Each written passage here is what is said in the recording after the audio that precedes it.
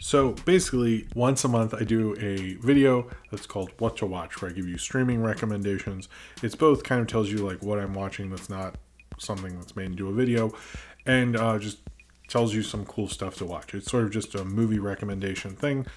This month I have Mr. Coat on. He has a great YouTube channel. You should check it out. He makes lots of great content. Very happy to have him on. But first I will get into my recommendations. Then he will get into his recommendations. And they'll be listed below in the description of this video with the streaming service associated with them, because this is multiple streaming services and not one specifically. So first I kind of got into a Dolemite thing with this. I don't know if I mentioned this last time, but I watched My Name is Dolemite with Eddie Murphy, which is a really great movie. I found it kind of inspiring, just someone who's older and stuff. I liked his other previous movie about filmmaking, which was, I guess, Bullfinger. I really like that. And then Dolemite, the actual Dolemite movie, which is on YouTube. In fact, a lot of Rudy Ray Moore stuff is actually available free on YouTube. So if you've ever wanted to watch Dolemite, watch it free on YouTube. As well as I watched Rachel and the Stranger, which stars Robert Mitchum. This was Robert Mitchum and I guess Loretta Young. It's not the greatest movie in the world.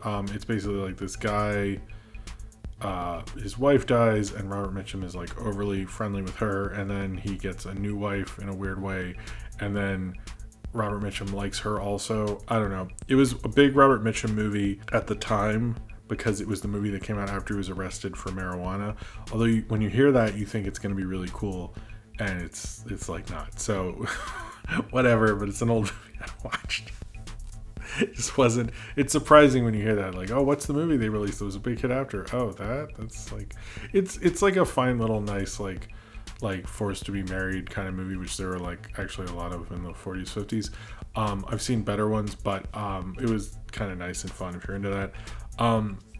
Bram Stoker's Dracula, I had not seen it till recently, actually, and I had a really good time with it. It's very visual. I think Roman Coppola, I believe, made all the Muslim in-camera special effects, which are really cool and lyrical and awesome, and like an old, like, it's almost like James Whale directed it. It's probably more of a great tribute to kind of Universal horror than any Universal horror movie of the new breed I've ever seen. Francis Ford Coppola did a great job. It has like an insane cast. It's like such a weird kind of early 90s kind of auteur movie or whatever, but I really absolutely loved that. I had a good time. I'm glad I finally saw it. Adam Ruins Everything, which I think I've said I'm a big fan of, is actually on HBO Max. You should check it out. I would just start wherever you can. I think it'd be really cool. It's just him, ruining things. I've noticed all the YouTube stuff is gone. They're just like clips that don't have the full thing, so you actually can't really watch it on YouTube. So if you ever liked Adam Ruins Everything, it is on HBO Max. I believe they have all the seasons. Cleo from 5 to 7 is one of the great French New Wave films that people don't talk about enough. It's basically about a woman who feels like has a deadly diagnosis and has this day where she's not sure if she's going to live or die or something. It's actually really cool. As well as, and I think I recommend this one almost every now and then, but HBO Max does have Reno 911. You can't go wrong with Reno 911 in general. Extract is on Pluto. It is the Mike Judge film nobody remembers. I had a weird fondness for it a little bit.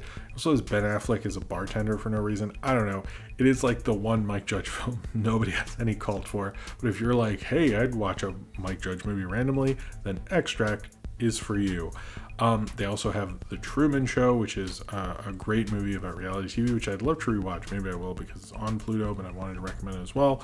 And Son of Rambow, which is also on Pluto, which is a great, like, kind of cool film about like making movies and having fun and all that stuff. And it's just a wonderful little film. I have caught up with the season two of Hilda. We've been watching that a lot in this house, so I'm just going to say season 2 of Hilda is great. I feel like you knew that. I didn't see as much reception as the first season of Hilda because they can't put out at like a crazy media time, but Hilda in general is just a wonderful, great show. To end this before we get to Mr. Coat, I wanted to recommend 2 Oscar films. One, Ma Rainey's Black Bottom is really great if you're upset about Chadwick Boseman. why don't you watch his last performance if you haven't already? I'm not trying to say everyone who got upset didn't, but why don't you watch his last performance? He does a really great job. Viola Davis is really amazing in it. It's generally a very good movie. And also the film that won Best Picture, Nomadland, is on Hulu. So if you have a Hulu account, it's a really great movie. I reposted my review this week, as I do with any time a film wins Best Picture. And Frances McDormand is really wonderful. It's not as pretentious and boring as most Best Pictures are. It's actually like got a lot of heart and wonderful, and Chloe Zhao does a great job. So you should definitely check that out if you do have a Hulu account. Oh, thank you about that, Cornbread, about the Truman Show. All right, let's get into Mr. Coat. Here are my streaming recommendations, and I've tried to choose from a variety of streaming services. First, I want to recommend a charming show on Apple TV Plus called Ted Lasso. Starring Jason Sudeikis as a sports coach who goes to England to help with a local football team, this series is really funny and also incredibly uplifting in its presentation of the main character. It is quite possibly the most realistic portrait of an optimistic person I've seen, and if you're looking for a show to brighten your day, Ted Lasso does the trick. Moving on to Disney Plus, I think the documentary Free Solo is worth a look. Centering on the exploits of a man who climbs mountains without a rope, it is a fascinating look at the strange adrenaline rush he gets out of this activity, and the cinematography is beautiful in showing the landscapes, although I would be cautious watching this film if you are afraid of heights. My next recommendation is a movie you can actually watch for free legally because it's in the public domain, and that's Charade. Directed by Stanley Donen, who also made Singin' in the Rain, and starring Audrey Hepburn, Cary Grant, and Walter Matthau, this is a really fun and breezy caper, with a lot of clever twists and turns, smart dialogue, and great location shooting in Paris. It's often described as the best Hitchcock movie Alfred Hitchcock never directed, and I'll call that an accurate description. On Netflix is Craig McCracken's newest animated show, Kid Cosmic. Heavily inspired by comic books, there's a lot of enjoyment out of watching the dynamic between the characters as the leads come across stones with magical powers.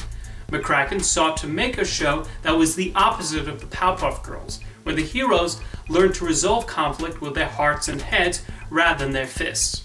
It's definitely an example of what makes McCracken such an imaginative cartoon creator. Finally, on the Criterion channel is Watership Down, Martin Rosen's animated film about rabbits trying to survive. It's a beautifully drawn film, although not without its dark moments, and it's held up really well since its release in 1978. As an added bonus, Criterion also has interviews with Rosen, the animators, and Guillermo del Toro available. So those are my streaming recommendations. Enjoy! Alright, cool. Thank you, Mr. Code, for being on. He has a great YouTube channel. Please check that out. He makes a lot of really great content almost every day, so you should definitely check out his channel and please subscribe to him.